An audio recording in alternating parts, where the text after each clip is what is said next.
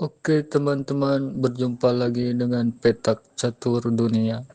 Kali ini kita akan menganalisis sebagai pembelajaran untuk permainan catur kita ke depan. Tentunya belajar dari taktik catur para grandmaster peringkat atas dunia, yaitu antara GM Magnus Carlsen melawan GM Alireza Firoza, di mana pertandingan ini adalah pertandingan semifinal set pertama pada pertandingan kelima dari 5 pertandingan yang diselenggarakan pada tanggal 14 Agustus 2026 pada event eSport World Cup 2026. Sebelumnya jangan lupa dukung dan subscribe channel ini agar lebih baik lagi ke depan. Oke, langsung saja GM Magnus Carlsen bermain memegang putih dengan rating 2927, mengawali permainan dengan pion ke D4, dan dibalas GM Alireza Firoza dengan rating 2824 bermain memegang hitam dengan pion ke G6, pion ke E4 dan gajah ke G7, kuda ke F3 dan pion ke D6, gajah ke C4 lalu kuda ke C6. Di langkah kelima putih rokade. Dibalas hitam kuda ke F6 mengancam pion putih menteri ke E2. Dan hitam gajah ke G4 lanjut pion ke C3 dan pion ke E5 mengajak pertukaran pion.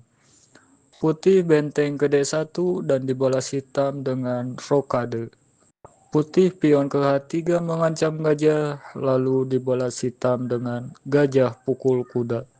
Menteri pukul gajah dan hitam menteri ke E7. Putih pion ke D5 mengancam kuda dan kuda lompat ke B8. Gajah mundur ke D3 dan kuda lompat ke D7. Putih pion ke C4 dan dibalas hitam raja ke H8. Kuda lompat ke C3 dan hitam kuda lompat ke G8, sekaligus membuka jalur gajah dan menteri ke depan. Putih benteng ke B1 dibalas hitam gajah ke H6 mengajak pertukaran gajah. Di sini putih memilih pion ke B4 dan dibalas hitam gajah pukul gajah, benteng pukul gajah, dan hitam pion maju ke F5 mengajak pertukaran pion. Gajah mundur ke C2 dan pion ke A5 kembali mengajak pertukaran pion. Putih pion ke A3 mengawal pion dan hitam pion maju ke F4. Kuda lompat ke B5 mengancam pion dan dibalas hitam. Kuda lompat ke F6 membuka jalur menteri untuk mengawal pion. Putih pion ke C5 mengajak pertukaran pion, dibalas hitam memilih pion maju ke H5. Putih gajah ke D3 mengawal kuda, dibalas hitam dengan pion kali pion. Di sini putih lebih memilih menggerakkan pion C5, pion kali pion. Dibalas hitam, pion kali pion. Putih benteng ke C7 mengancam menteri dan hitam menteri mundur ke D8. Pion kali pion, kuda lompat ke H7, gajah mundur ke F1 dan kuda lompat ke G5 mengancam menteri. Putih menteri pindah ke D3, dibalas hitam pion ke F3 mengajak pertukaran pion. Di sini putih lebih memilih pion maju ke G3 dan dibalas hitam pion ke H4 kembali mengajak pertukaran pion. Dibalas putih pion kali pion dan mengancam kuda. Hitam kuda lompat kembali ke H7 sekaligus membuka jalur menteri mengancam pion lemah H4. Menteri ke C3 dan benteng ke A2. Putih benteng ke D3 mengancam pion dan dibalas hitam menteri pukul pion, mengancam pion lemah putih E4 sekaligus bersiap melakukan skak ke depan. Dan di sini putih menggerakkan bentengnya pukul pion, sekaligus mengajak pertukaran benteng dan bermaksud mengawal pion lemah F2 dan pion lemah E2 ke depan. Dan di sini hitam membalas benteng pukul pion, sekaligus mengajak pertukaran benteng.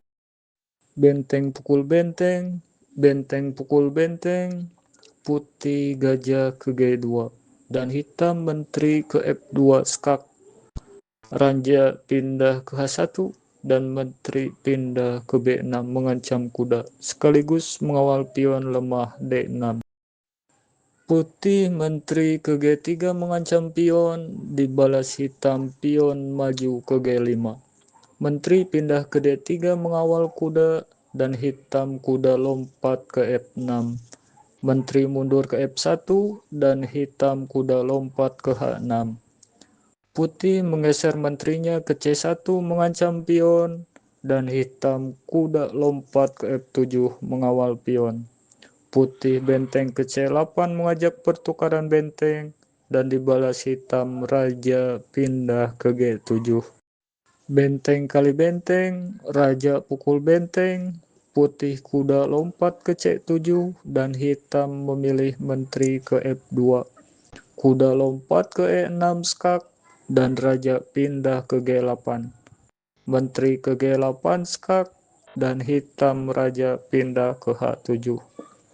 Nah, di langkah ke-45 ini, putih menggerakkan menterinya ke F8, mengancam kuda, dan bermaksud untuk melakukan skakmat ke depan. Oke teman-teman, pada posisi ini hitam menyerah. Putih menang 1-0 dari hitam. Di akhir pertandingan ini, hitam memiliki keterbatasan waktu, yaitu dengan menyisakan waktu 5,9 detik. Sedangkan putih masih banyak menyisakan waktu, yaitu 2 menit lebih 2 detik. Dan apabila pertandingan ini dilanjutkan misal, maka hitam akan berpeluang main draw. Tapi karena keterbatasan waktu yang tersisa, mungkin hitam akan tetap kalah karena kehabisan waktu. Oke teman, misal kita lanjutkan pertandingan ini, maka hitam akan berpeluang main draw. Coba kita lihat.